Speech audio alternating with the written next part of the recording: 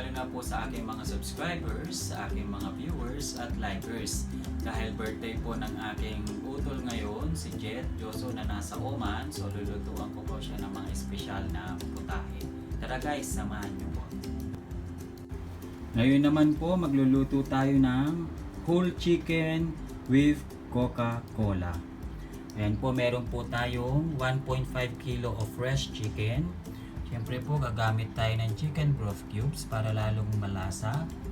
Ang ating coca-cola, gagamit tayo ng Mamacita's Oyster Sauce, paminta, magic sarap, 3 pieces of chili, green and red, 1 onion, 1 thumb of ginger, 5 cloves of garlic, at syempre po ang ating lemon juice na 3 tablespoon. So ayan po ang ating mga sangkap. Ayan po, pinagsama-sama ko po lahat ng ingredients. Naglagay po ako ng 3 cups of coca-cola, 3 tablespoon of Mamacita's Oyster Sauce. Ayan po, so isasalang na po natin siya. Ayan po, sinalang na po natin siya. So i-check lang po natin siya.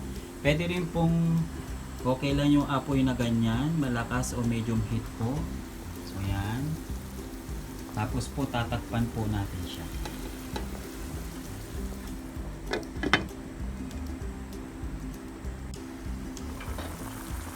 Ayan po. After 10 minutes po, ayan. Kung napapansin nyo, nagbibiyak na po ang ating chicken. So kailangan po i-ano natin yung sauce para ma-absorb ng ating chicken.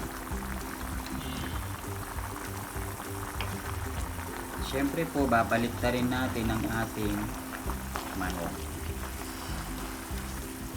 Yan. Kung napapansin nyo po, ayan o, luto na yung kabila ng ating manok.